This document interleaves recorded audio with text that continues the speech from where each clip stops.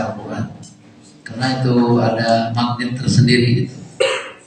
Yang kedua, dia selalu berupaya selain mempelajari, membaca, juga membaca, dan dia sambil merenungkan bacanya itu yang disebut dengan tadi tilawah. Kita senang membaca hadis Rasulullah SAW bahwa bukti orang yang mengimani Al-Quran dengan sungguh-sungguh itu tidak ada kecuali siang dan malamnya itu menjadikan Al-Quran sebagai wirdul yaumnya. Bahkan dia akan membuat semacam ta'ahud ya dengan Al-Quran, atau membuat janji dengan Al-Quran. Dan itulah sesungguhnya yang disampaikan juga amanat itu oleh Rasulullah kepada para sahabatnya, termasuk juga kepada kita tentu sebagai umatnya. Rasulullah sudah menyampaikan dalam pesannya, ta'ahadu ma'al Quran ya. Bikinlah perjanjian dengan Al-Quran ya. Kita bikin perjanjian dengan Al-Quran itu baik dari segi membaca ya, kemudian berupaya untuk selalu menjiwai bacaan-bacaan yang kita baca, atau mempelajari secara lebih mendalam lagi, atau kemudian alternatif yang ketiga, bagaimana berupaya dengan bertilawah ini menggali lebih dalam tentang makna-makna kandungan Al-Quran itu, sehingga posisi pribadi kita itu semakin kuat, semakin kokoh ya, keimanan kita dengan Allah. Apapun materi dan pelajaran yang kita pelajari, ketika kita sudah lebih banyak lagi mentadaburi Al-Quran itu, maka pada hakikatnya akan lebih memperkuat posisi kita, ya, keilmuan apapun yang kita pelajari. Sebab di situ sebenarnya Al-Quran itu mengajarkan yang sangat luar biasa. Itu pentingnya tadabbur ya. Kemudian yang ketiga ini mungkin ada yang terakhir ya, silakan sambil ini aja, jangan terganggu ya, sambil makan aja nggak apa-apa. Bahwa indikasi orang yang beriman dengan Al-Quran itu, dia akan berupaya dan berikhtiar bagaimana dia tidak mau ketinggalan untuk selalu punya hafalan Al-Quran. Salah satu bukti orang beriman dengan Al-Quran itu adalah hifdzuh. Dia akan berupaya menghafal Al-Quran. Dan Rasul menyebutkan bahwa para penghafal Al-Quran adalah royatul Quran. Jadi dia para pembawa bendera atau panji-panji Islam itu dengan Al-Quran. Oleh karena itu, maka kata Rasulullah, alladzi laisa lahu fi jawfihi syai'un minal Quran kal baitil haram. Jadi kalau umat kami ya, itu orang-orang yang di mulutnya tidak ada hafalan Al-Quran, itu kalau baitil haram, itu diibaratkan seperti rumah yang ambruk begitu. Oleh karena itu ya, adik-adik masih di usia sangat hijau ya, sangat belia, ini apa namanya, sangat memungkinkan ya, per hari dapat berapa ayat gitu. Jangan satu hari dapat satu juz lah. Sekarang pikirannya dapat berapa ayat gitu kan. Yang penting ada kekuatan tekad yang kuat dulu ya. Dengan tekad yang kuat, dengan niat yang kokoh, insya Allah. Karena Allah udah berjanji, kalau hamba kami menghafal Al-Quran itu kami mudahkan. Walaqad yassarnal Qur'ana lidzikri fahal min muddakir. Kata Allah, kami akan memudahkan, tapi pertarusannya kata Allah namanya, pertanyaannya fahal min muddakir, apakah kita termasuk orang yang bersemangat gitu. Nah, itulah. Dulu itu yang menghafal Al-Quran bukan hanya anak-anak muda, orang tua pun. Umar bin Khattab, Utsman bin Affan, mereka itu para penghafal Al-Quran hafal 30 juz. Insyaallah. Apalagi kita masih muda-muda ini. Dari dulu waktu sama 24 jam. Ya, kesibukannya lebih daripada kita. Tetapi apa yang membuat mereka jadi bisa? Karena ada yang disebut dengan al-ajmul qawi, semangat ataupun al-ajmul fatah, tekad muda, tekad yang membaca. Itu sebetulnya kekuatan niat yang kokoh itu akan membantu kita untuk bisa menjadi orang-orang yang hafal Al-Quran minimal atau ya seumur hidup ini kita dapat berapa juz itu hafalan, jangan sampai tidak ada gitu ya hafalan itu. Nah ini diantaranya, dan kita tentu menjadi harapan untuk orang tua yang sekarang mungkin menjadi guru-guru kita atau adik-adik kelas kita yang lebih kecil dari kita, semua menggantungkan harapan kepada kita. Jadi kita ini menjadi imanul mujtami, sandaran semuanya.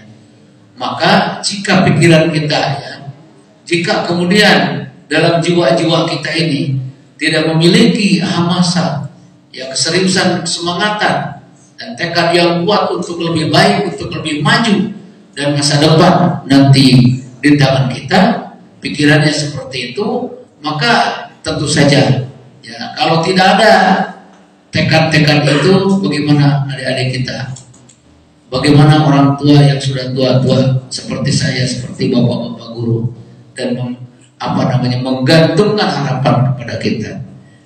Hari kita itu bikin perjanjian dengan Al-Quran.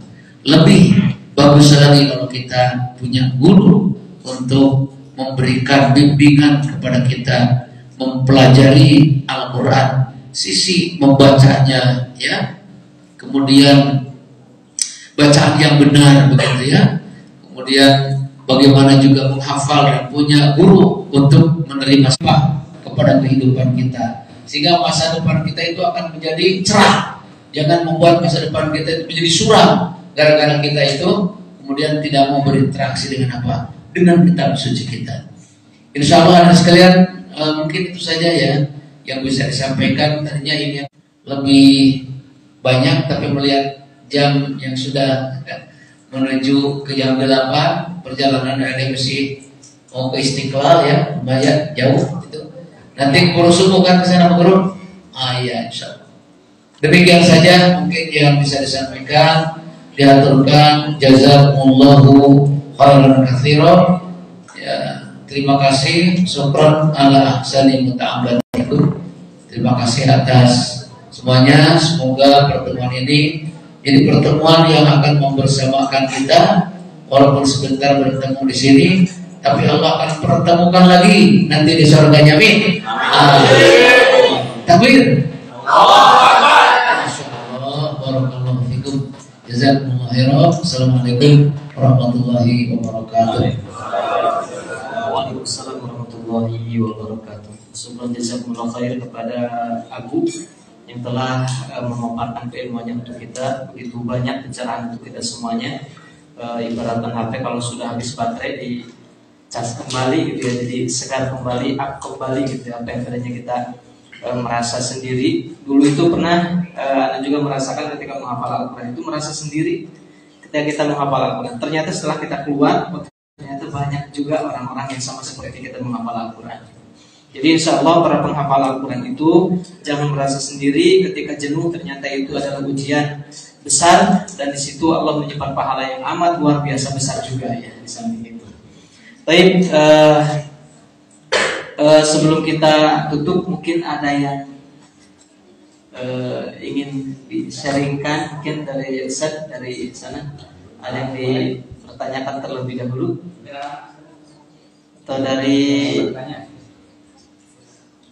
Teteh dan A. Teteh dan A ini pribadi Sunda lagi. Mbak dan Mas Mbak dan Mas.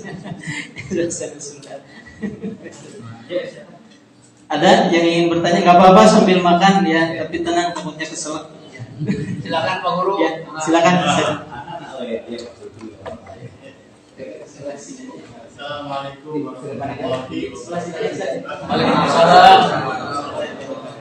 Pak Guru kayaknya belum buka timbal tuh.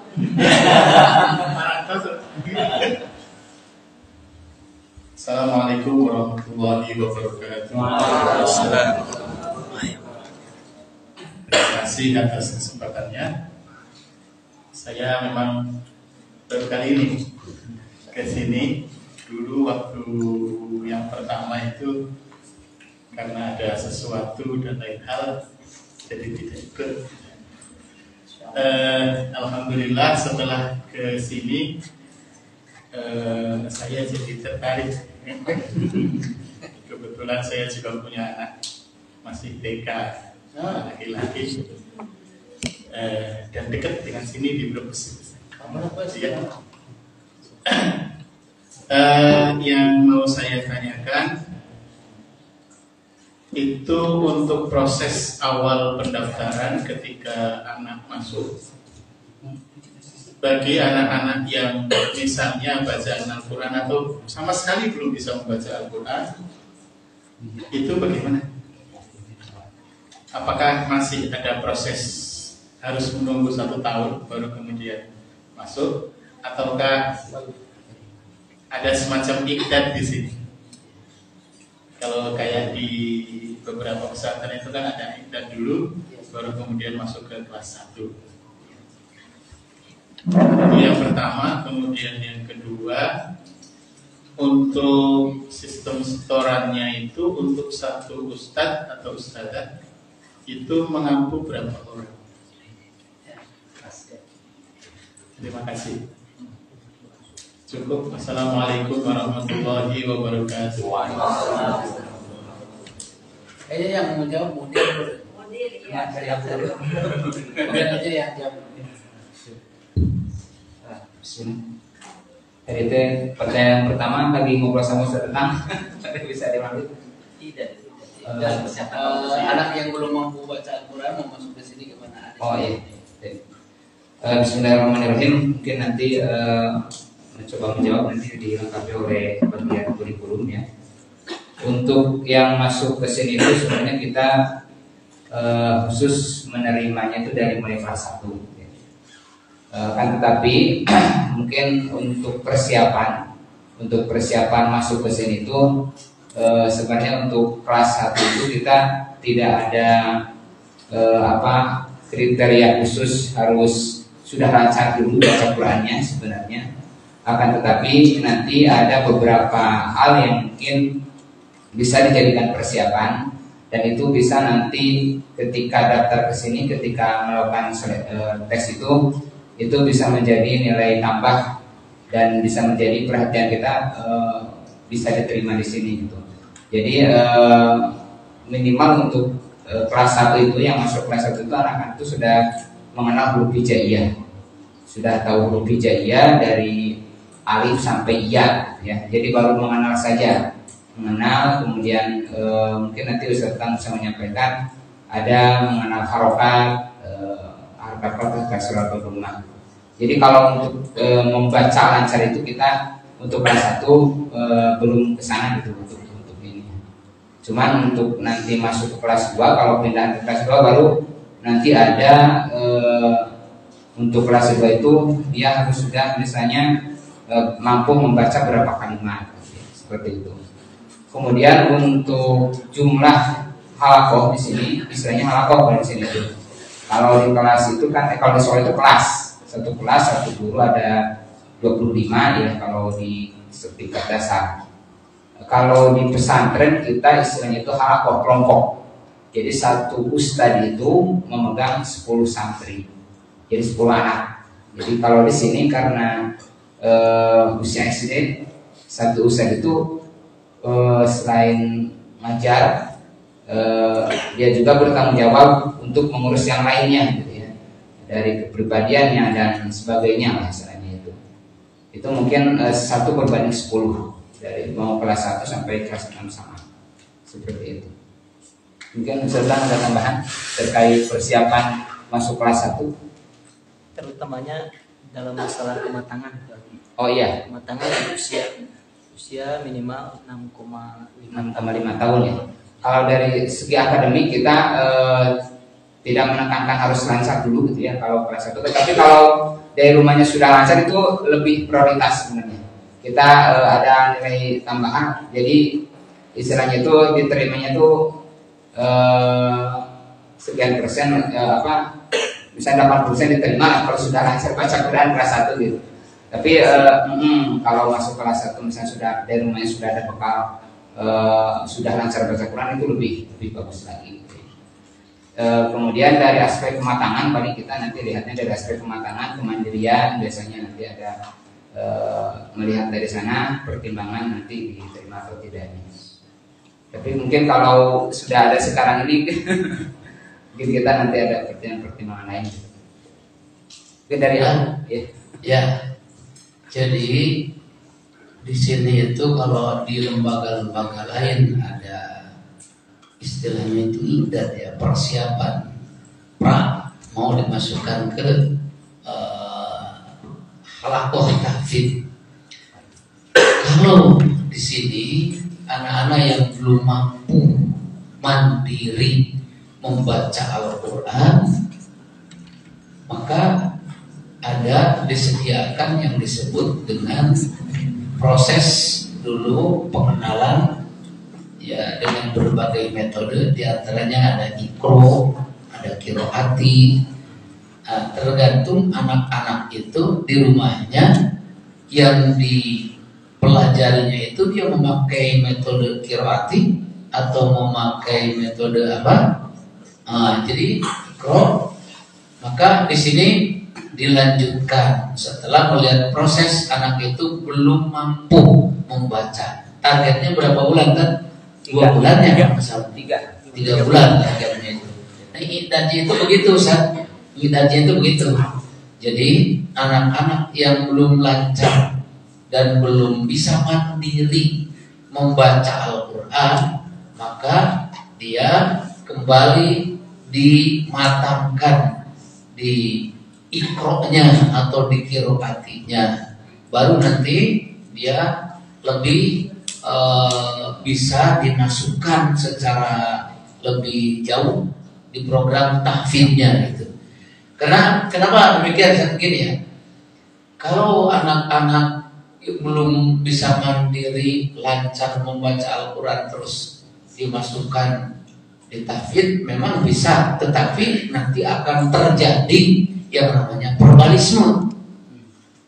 Dia hafal juz 30, juz 29, tetapi pas disuruh baca Quran di surat lain dia mogok, nggak bisa. Nah itu kenapa? Dia tadinya belum bisa mandiri membaca Al-Quran. Maka proses di awal mungkin kalau di tempat lain idat, kita di sini lebih kepada apa namanya mempersiapkan agar bisa dia mandiri membaca Al-Quran.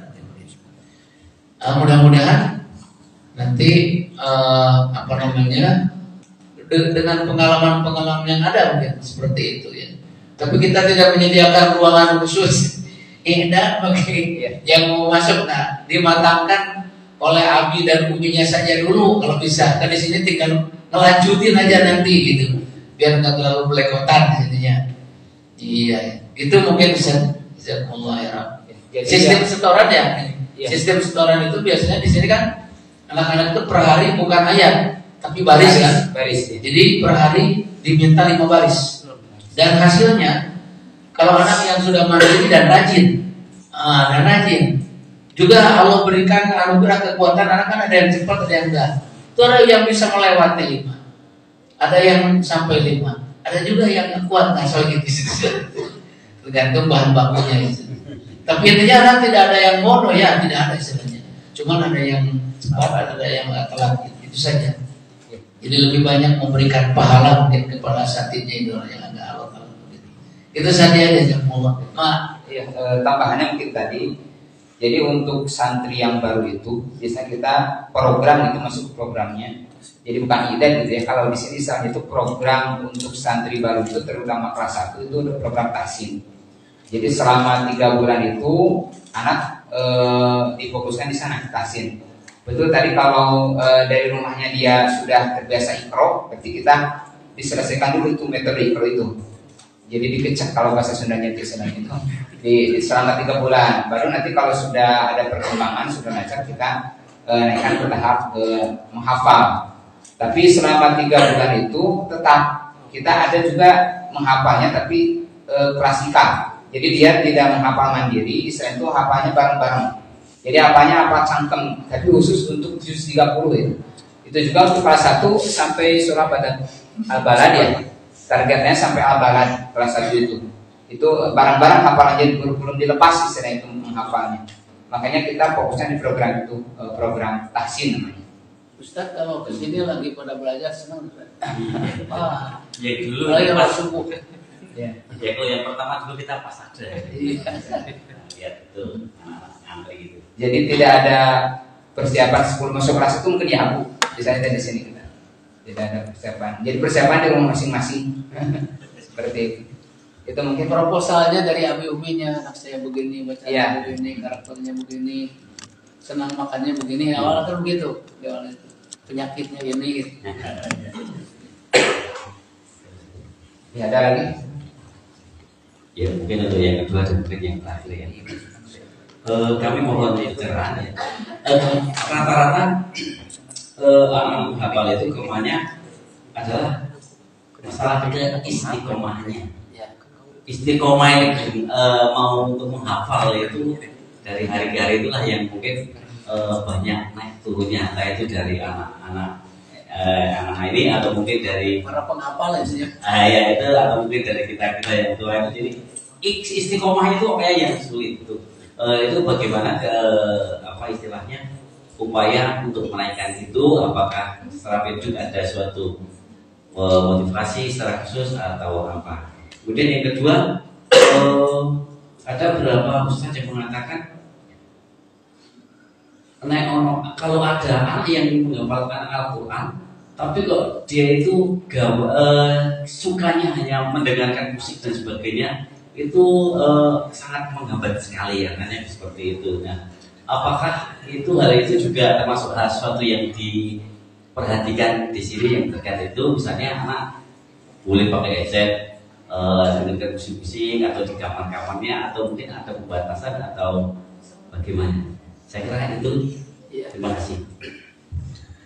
Terima kasih, maaf luar biasa. Jadi memang sebelum kita menghafal masuk di program tahfidz itu, ini sebetulnya kaidah umum, Pak. Jadi ada adab-adab yang harus diperhatikan seorang yang akan masuk dalam proses tahfidzul Quran itu. Dia harus benar-benar menguatkannya, mengikhlaskan hatinya, kemudian memfokuskan dirinya, gitu kan. Nah, jadi siap untuk istiqomah, dan salah satu adab orang di dalam menghafal Al-Quran itu, maka dia harus memastikan bahwa niatnya itu semata-mata karena Allah. Nah, kemudian memang secara manusiawi Rasul menyebutkan ala inna likulli sirratin fitrah. Wa man kanat fitratuhu ala sunnati faqad ihtada wa man kanat fitratuhu ala ghairi dzalik faqad dhalla. Ini sabda Rasulullah ini salah satu pemahaman yang bisa diambil itu bahwa kita itu memang ada kadang-kadang turun dan naik. Nah, para penghafal itu, ini pengalaman, ketika terjadi penurunan-penurunan dan agak sulit mengulang-ulang untuk mendapatkan hafalan yang baru, maka sementara kembali ke hafalan yang sudah benar-benar di situ didapatkan. Itu yang diulang-ulang. Jangan dipaksakan. Kalau sudah misalnya mantul, udah kita kembali yang sudah dihafalkan yang itu dulu. Baru nanti setelah refresh kembali, nah, kita melanjutkannya. Dan jangan sekali-kali para penghafal Quran ini ketika tersendat dalam satu atau beberapa ayat, jangan kemudian mundur. Terus hakikatnya kalau di Tajikistan itu, Pak, orang kalau mau setor hafalan itu, kalau belum dibaca 300 kali, tanya dulu sama ustadznya, udah dibaca 300 kali belum? Belum. Kalau belum, terus dulu. Nah, nanti kalau sudah benar, kalau setor hafalan lup-lup masih, itu jangan. Jadi pastikan dulu benar-benar hafal. Kalau di Pakistan juga begitu, ditanya, disuruh baca dulu berulang-ulang, baru disetorkan. Nah, ini di dalam salah satu tuntunan sekaligus tuntutan bagi para penghafal Al-Quran. Makanya para penghafal Al-Quran tidak ada kesibukan yang lain. Bagusnya dia fokus di situ. dan selalu mohon perlindungan pertolongan kepada Allah Subhanahu wa taala. Tidak bisa dicampur adukan dalam pikirannya itu segala macam itu ini. Maka tadi yang kedua itu ketika musik segala. Jadi sebetulnya kalau banyak disibukkan dengan yang lain-lain ini akan lupa gitu. Makanya kalau sekali-kali dia mendengarkan nasihat-nasihat Al-Quran ya nggak apa-apa, bagus gitu ya untuk lebih menyemangati jiwanya. Tapi kalau lagu-lagu yang wah itu nanti yang ada juga pada berjatuhan itu, pada berguguran nanti awalannya itu. Jadi ini lebih kepada ikhtiar lahirnya bersemangat, ikhtiar batinnya kita kepada Allah. Jadi hasil yang sudah dihafal itu bapak-bapak harus dicobanya di sholat gitu. Dicobanya di sholat. Terus diulang-ulang. Minta untuk salah satu persyaratannya harus istiqomah. Tapi ketika terjadi penurunan, stop dulu dan mengulang yang sudah hafal. Biar tidak terjadi kejenuhan. Sebetulnya tidak ada jenuh. Tidak ada jenuh mestinya gitu. Tapi kita namanya manusia pasti ada saja ya. Nah itu mungkin Pak diantaranya. Kemudian perlu juga ditambahkan ya adik-adik kan menghafal ya berapa juz sudah dapat berapa juz ini? Ada yang sudah selesai? Nah itu jadi menghafal itu deh, yang menghafal coba tanya. Menghafal itu anak-anak di sini ada yang selesai 30 juz pas keluar di sini, ada selesai itu. Tapi berjuang menghafal itu 3 tahun, 2 tahun setengah, 30 juz bisa menghafal selesai. Tapi proses untuk murojaah, mengulang-ulang yang sudah diberikan Allah kepada kita, hafalan itu hakikatnya adalah madhab hayatnya. Sepanjang hidup terus kita. Orang hafal Quran tidak dimurojaah hilang. Makanya ada hadis yang menyatakan ya, tidak ada pahala yang paling besar yang diperlihatkan kepada kami kata Rasulullah SAW kecuali orang yang mengambil sampah sekecil apapun dari masjid hatta qadat yakhrujuha. Tetapi tidak ada dosa yang paling besar Allah diwutitul Quran summa nasyih. Orang yang memberikan hafalan Quran Allah terus dia melupakannya. Tapi jangan juga begini, saya nggak mau menghafal Quran takut dosa, bukan begitu.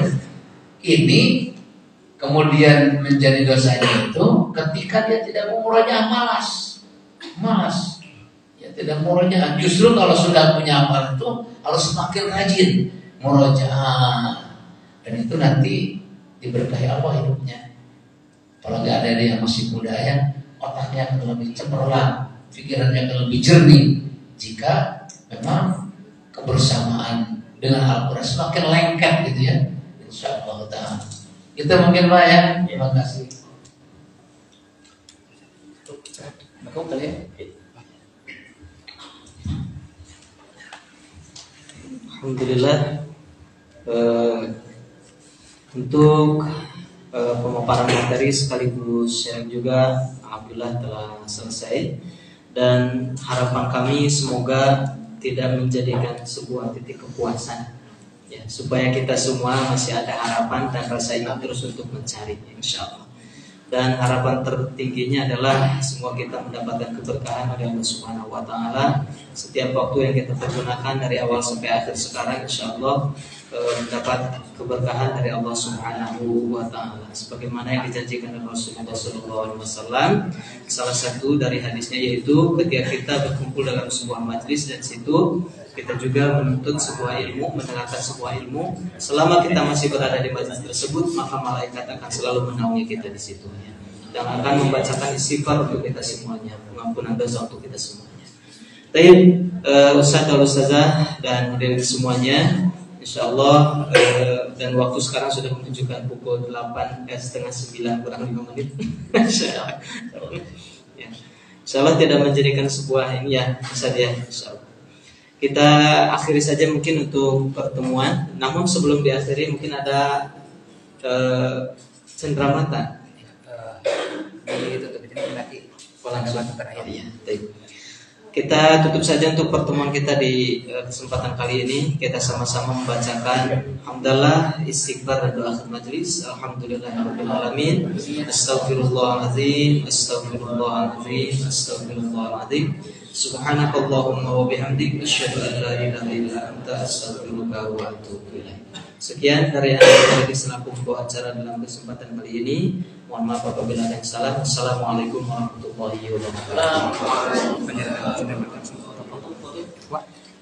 Sebelum balik kanan mungkin ya, ada penyerahan cenderamata dulu dari kami, insyaallah untuk lembaga di Madrasah Aliyah Negeri 1 Sleman, Asrama Al-Uswah, insyaallah akan diberikan langsung oleh pengasuh Pondok Pesantren Nurul Amal Cikaung Ciamis, Kiai Haji Muhtadin LC. Yang makan dulu ya, semuanya makan. Ada yang belum makan? Langsung ke sana. Ya, supir. Oh. Yang belum makan silakan bisa makan terlebih dahulu. Teman anak di belakangnya. Anak makan. Ya, untuk para santrinya silakan berbaris.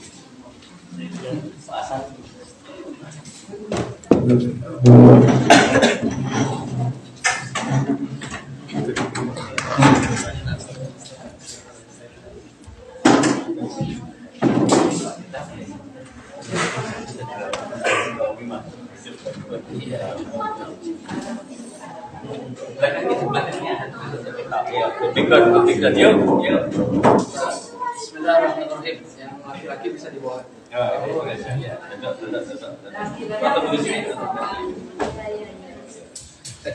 putih penuhi. Yang putih sebagian.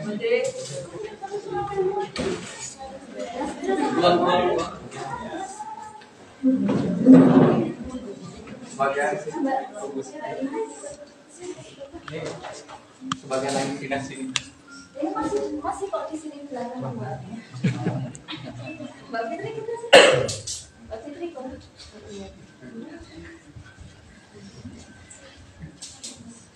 Sebelah sana Mbak Lisa. Ini sebelah pindah lagi sebelah sini. 2 orang. Mbak Rima mana? Ini berdiri aja. Terus agak mundur yang sebelah ini.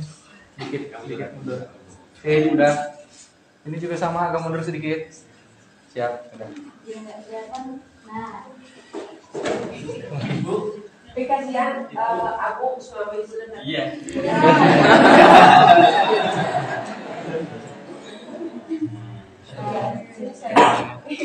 Kelihatan yang belakang nih.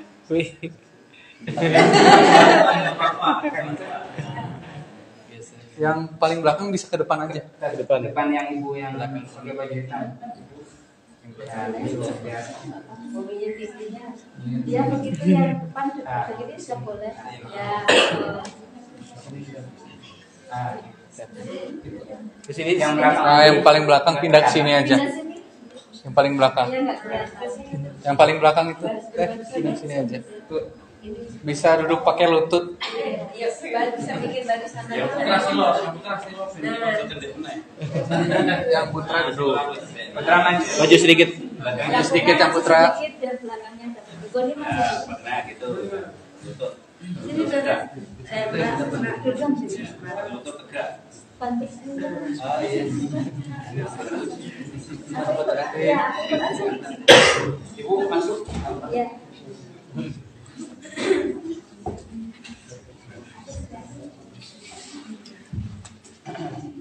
Ya. Lihat sini. Ya, 1, 2, 3. Jatuh. Sekali lagi. 1, 2, 3. Boleh gaya bebasnya. 1, 2, 3. Sekali lagi ganti gaya. Sekali lagi ganti gaya. Bisa gaya uniknya gini. Tuh, 1, 2, 3.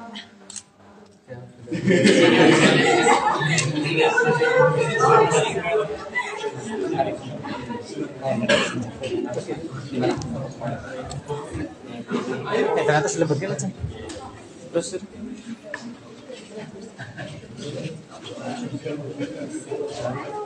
Lan? Iman bisa paham kayak gimana?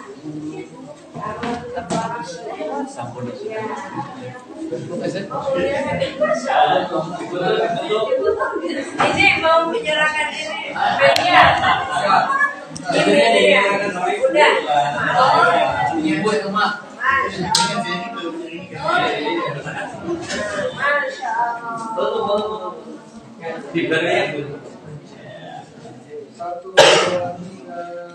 Yang dokumen dari kita belum. Pakai kamera. Pilih bekas foto. 5 diri yuk.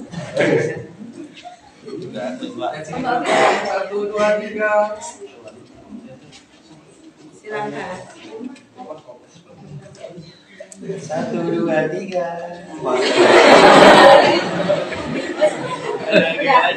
Satu, dua, tiga. Masya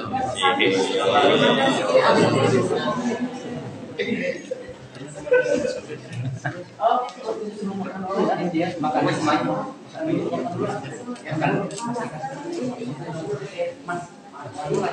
Ayo. Siapa namanya? Oh iya, cuma sama. Ini aja ke sini, ke sini. Nah, yang udah. Nah, yang udah ke sini. Iya, bagus. Alumni. Iya. Alumni Mondok.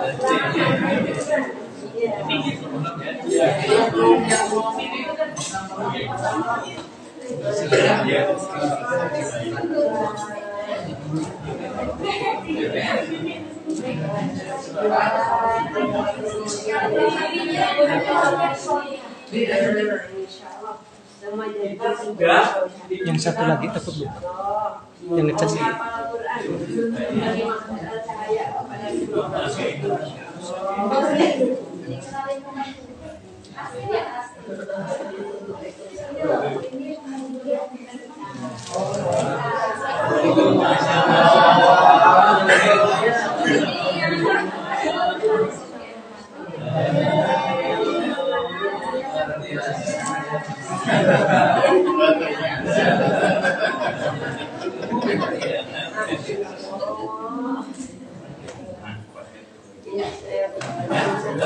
Ya, salam sejahtera, selamat jalan, semoga Allah lindungi.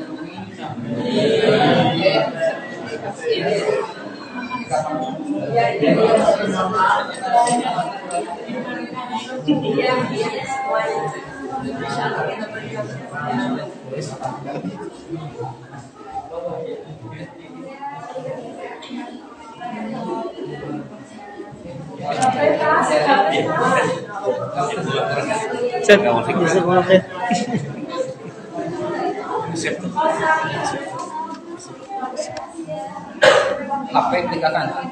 Atas. Di WC tidak ada yang ketinggalan di toilet. Mudah-mudahan tidak ada yang ketinggalan di toilet. Barang-barangnya charger, barang-barang HP.